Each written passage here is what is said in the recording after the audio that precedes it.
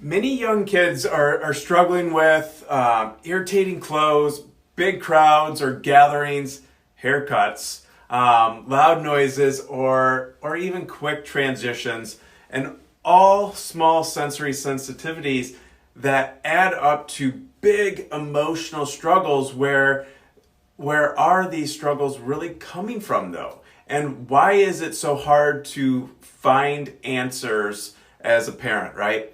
I'm Dr. Eric, and I am one of the pediatric, prenatal, and family wellness chiropractors here at Adio Chiropractic here in the Middleton and Madison area. And this is what we do.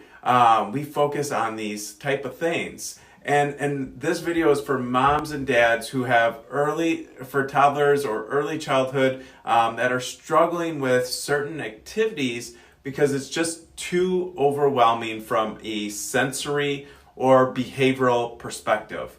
And in this video, we're going to look back at development to really find the cause of so many sensory storms and integration struggles from a brain and nervous system perspective. Now, looking through this lens will give you a fresh perspective on what is possible. Now, before I go any further, please share this video with other moms, other parents who need to hear this message. We are tired of seeing kids and families go through this struggle on a regular basis. Now, let's dig into the causes of sensory integration issues. Now, obviously the causes aren't really clear, and while it's still not recognized as an official medical diagnosis, most traditional medical doctors look at sensory integration disorders as a genetic condition. And additionally, they often will see it as a component of autism or other developmental conditions instead of a challenge on its own. Now, what more recent research is clearly showing is that sensory integration disorders stem more from environmental factors, especially during pregnancy and delivery, that can alter the function of our autonomic nervous system, our vagus nerve, and other important elements of our sensory integration function. Now, the big issue here is while some traditional doctors can correctly identify symptoms, finding the root cause is difficult since many doctors don't see sensory integration disorder as an accurate diagnosis or sensory processing disorder. And we need to find that root cause, in which often involves what we call a subluxation. A subluxation has three primary components. One is a misalignment, two is a fixation, which is a lack of motion, and then three results into what we call dysautonomia.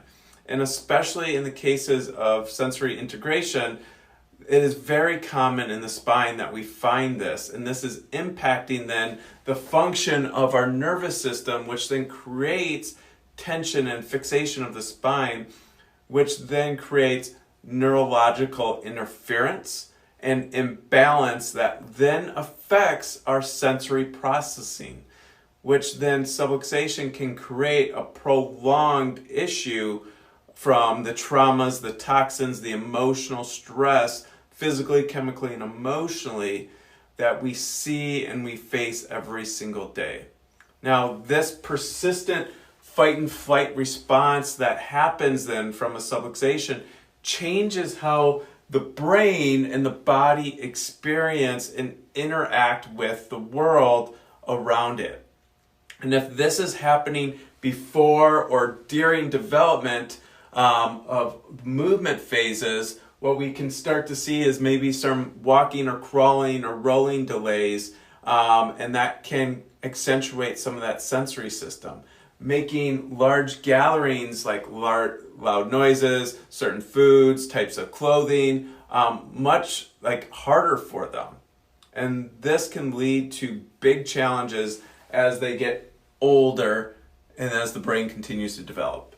Now, because sensory disorders are always related to another disorder or condition, getting the proper care for both the symptoms and the root issues of sensory integration disorders can actually be very discouraging. But don't despair, parents. There are proper care options out there for your kiddo.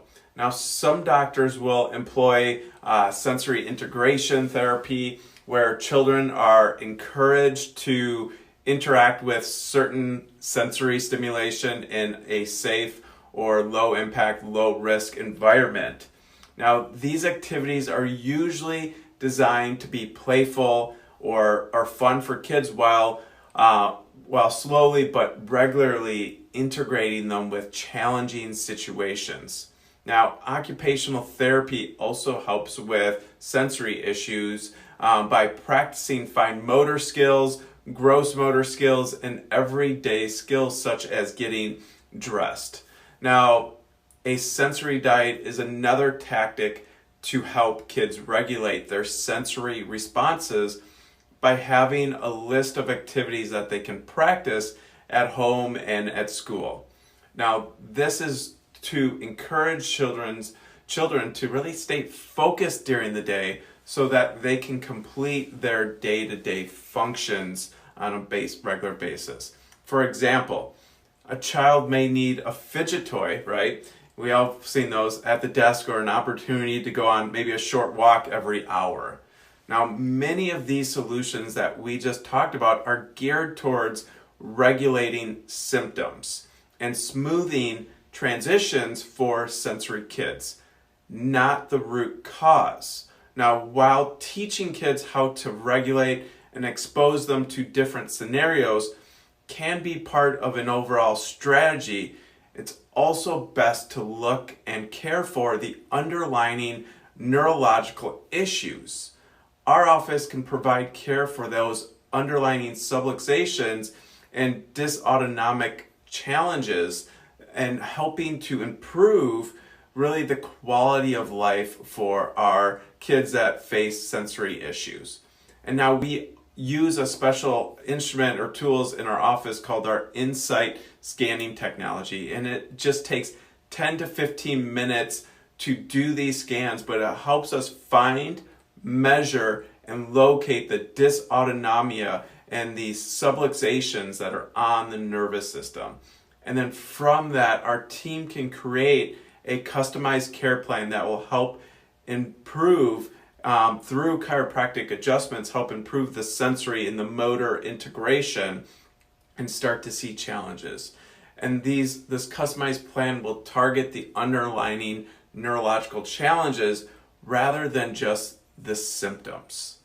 We need to focus on the brain and the nervous system, because nerves that fire together wire together, and focusing on healing first can lead to development to skyrocket in aspects including movement, social, and especially our sensory system.